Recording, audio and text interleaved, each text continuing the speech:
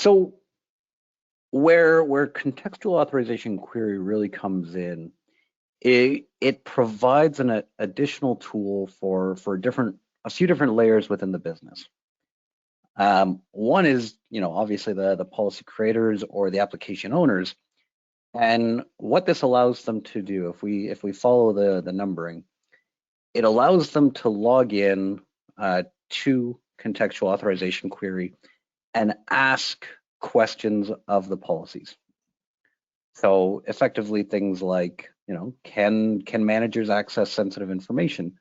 Or better yet, under what conditions can a user access sensitive information?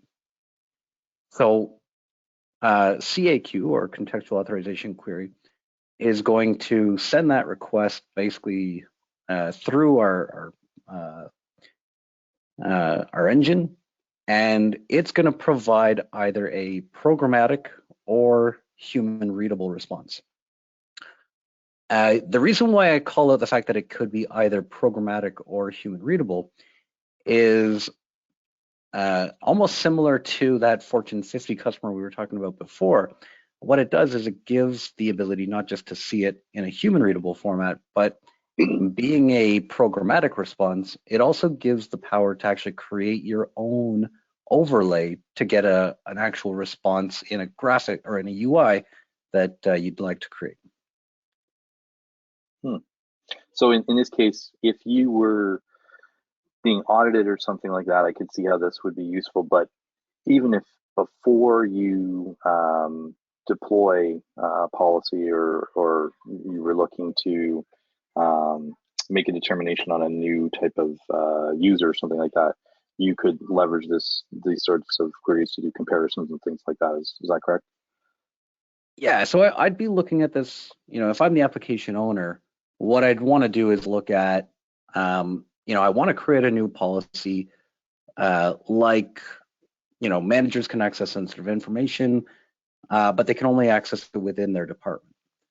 So what I would start with is looking at contextual authorization query to evaluate, currently under what circumstances with my policies as they are, who can access what under these situations. And then I'd use that to then start to look at, how do I want to refine my policies moving forward? You actually nailed it, Jamie, on the second scenario though. The other group who typically really loves contextual authorization query, or what used to be ARQ, reverse query, was the actual auditors within the business. Because typically what ended up happening was the auditors would go around and, hate to say it, but when people saw the auditor, they would, turn around and run before they got caught. But what it really does is it gives the business and the auditors the tools to then start to look at the policies, and it gives them the peace of mind that yes, the policies that are being created are actually working as intended. So as I mentioned, so a couple of the scenarios that I want to walk everybody through now is, how can we use contextual authorization query to help those two user groups we were just talking about? And the first scenario that I'm going to go through is basically a question from the perspective of maybe like a new person coming on board, trying to make sure that the policies are having the desired impact. So in this case, it's what conditions need to be met for someone in order to update a customer record. Now, the first scenario that I've got is a situation that I've got built into Postman. And as I mentioned before, you can have your own UI that we can work around as well.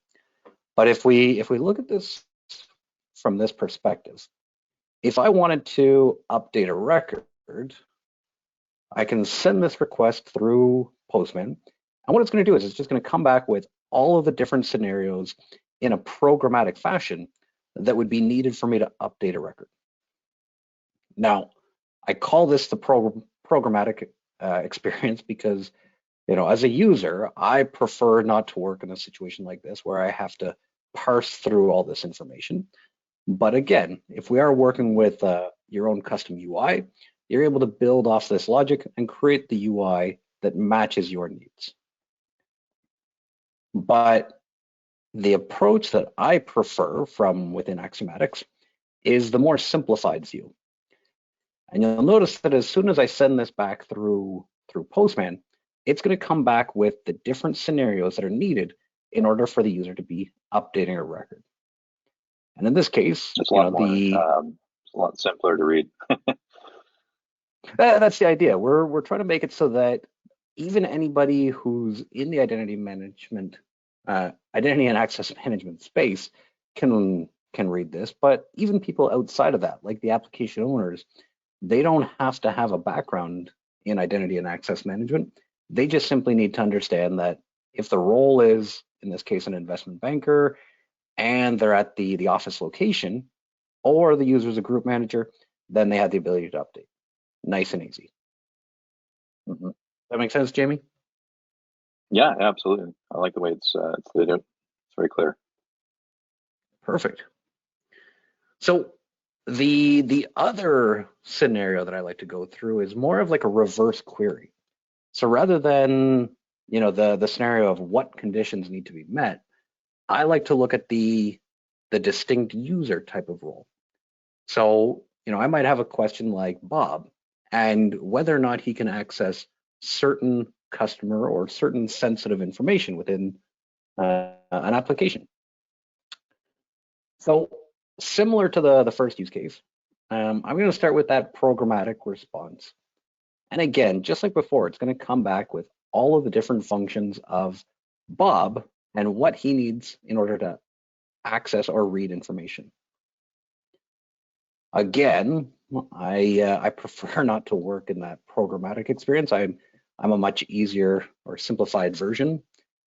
So in my case, again, when I go back and look at this again, now I can actually get that simplified, easy to use contextual authorization query result that basically just says, in this case, if Bob is the owner and he's at the remote location, or if he's at the office, great, he's able to access and view that information. Nice and easy, he's able to read that content.